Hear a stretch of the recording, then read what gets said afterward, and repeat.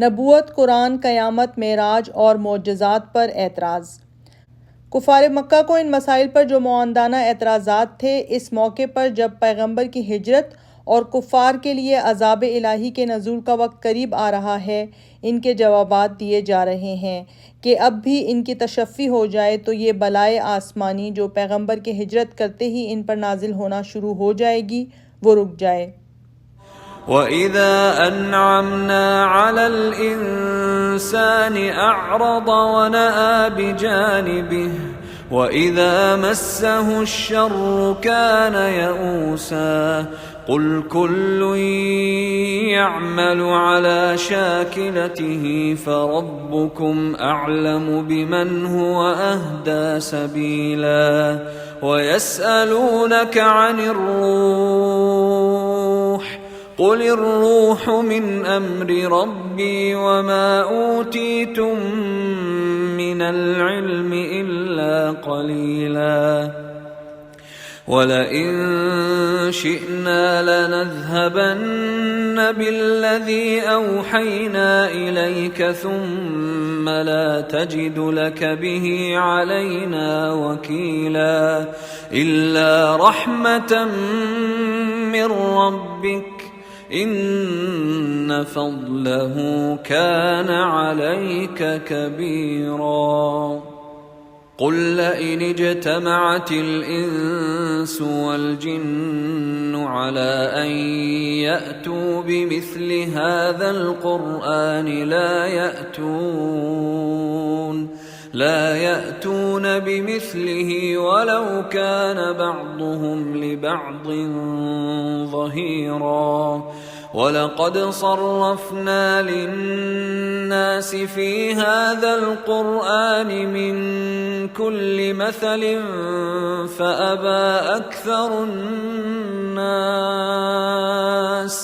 فأبى أكثر الناس إلا كفورا وقالوا لن نؤمن لك حتى تفجر لنا من الأرض ينبوعا أو تكون لك جنة من نخيل وعنب فتفجر الأنهار خلالها تفجيرا أو تسقط السماء كما زعمت علينا كسفا أو تأتي بالله والملائكة قبيلا أو يكون لك بيت من زخرف أو ترقى في السماء ولن نؤمن لرقيك حتى تنزل علينا كتابا نقرأه قل سبحان ربي هل كنت إلا بشرا رسولا وما منع الناس أن يؤمنوا إذ جاءهم الهدى إلا أن قالوا أبعث الله بشرا رسولا قل لو كان في الأرض ملائكة يمشون مطمئنين لنزلنا عليهم من السماء ملكا رسولا قل كفى بالله شهيدا بيني وبينكم إنه كان بعباده خبيرا بصيرا ومن يهد الله فهو المهتد ومن يضلل فلن تجد لهم أولياء من دونه ونحشرهم يوم القيامة على وجوههم عميا وبكما وصما مأواهم جهنم مأواهم جهنم كلما خبت زدناهم سعيرا ذلك جزاؤهم بأنهم كفروا بآياتنا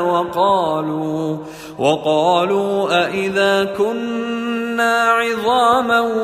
ورفاتا أإنا لمبعوثون خلقا جديدا أولم يروا أن الله الذي خلق السماوات والأرض قادر على أن يخلق مثلهم وجعل لهم أجلا لا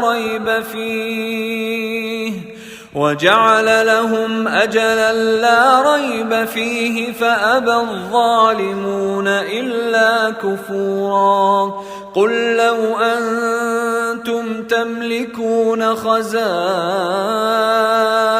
رحمة ربي إذا لأمسكتم خشية الإنفاق وكان الإنسان قتورا۔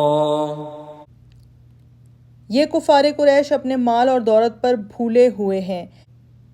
انسان کا حال یہ ہے کہ جب ہم اس پر انعام کرتے ہیں تو الٹا ہم سے منہ پھیر لیتا ہے اور پہلو تہی کرتا ہے، جب اس کو کوئی تکلیف پہنچتی ہے تو آس توڑ بیٹھتا ہے۔ اے پیغمبر ان سے کہہ دے کہ اپنے اپنے طور پر عمل کیے جاؤ،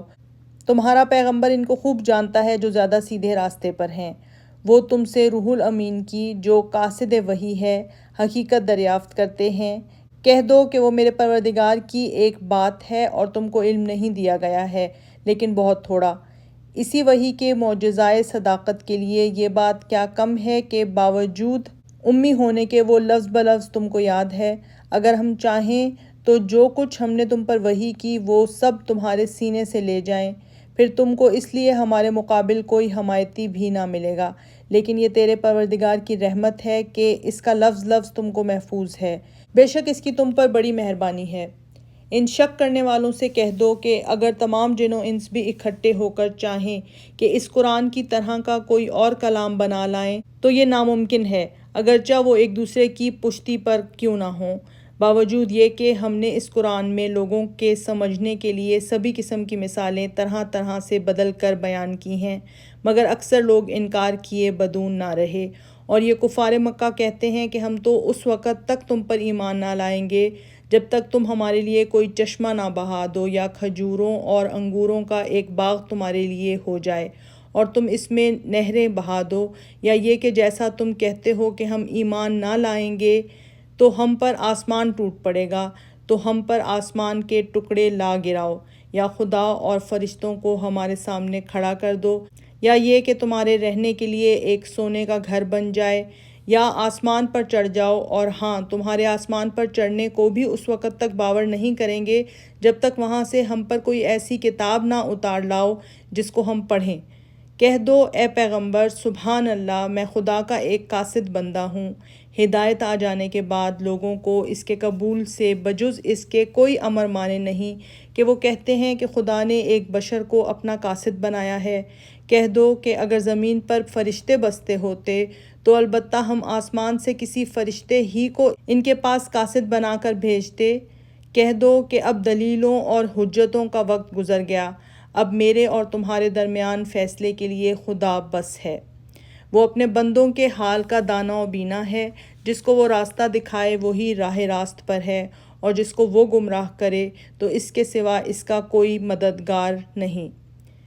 پھر ہم انہیں قیامت کے دن اوندھے منہ اندھے اور بہرے کر کے اٹھائیں گے کہ وہ اس دنیا میں حق کے دیکھنے اور سننے سے اندھے اور بہرے تھے، اور ان کا ٹھکانہ دوزخ ہوگا۔ جب وہ بجھنے کو ہوگی تو ہم پھر اس کو بھڑکا دیں گے، یہ ہماری نشانیوں کے انکار کا بدلہ ہوگا۔ اور وہ کہتے ہیں کہ کیا جب ہم مر کر ہڈیاں اور ریزہ ریزہ ہو جائیں گے تو کیا ہم پھر از سر نو پیدا کر کے اٹھائے جائیں گے؟ کیا یہ ممکن ہے؟ کیا وہ نہیں سمجھتے کہ وہ خدا جس نے آسمان و زمین کو پیدا کیا، وہ بے شک اس پر قادر ہے کہ وہ ان جیسے آدمی پھر پیدا کر دے، اور اس نے ان کے لیے ایک میعاد مقرر کر رکھی ہے جس میں کوئی شک نہیں، لیکن یہ ظالم انکار کیے بدون نہ رہے۔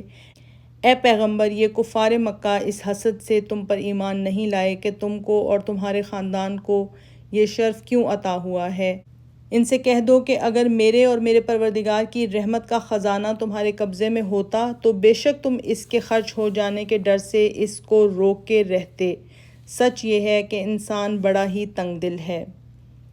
ان آیتوں میں یہ بھی بتایا گیا ہے کہ وہ حضرت صلی اللہ علیہ وآلہ وسلم کے آسمان پر تشریف لے جانے پر بھی یقین نہیں رکھتے ہیں،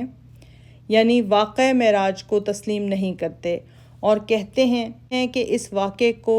ہم اس وقت تک تسلیم نہیں کریں گے جب تک آپ ہمارے سامنے آسمان پر نہ چڑھ جائیں اور وہاں سے پورا قرآن مکمل لکھا ہوا لا کر ہمارے ہاتھ میں نہ دے دیں۔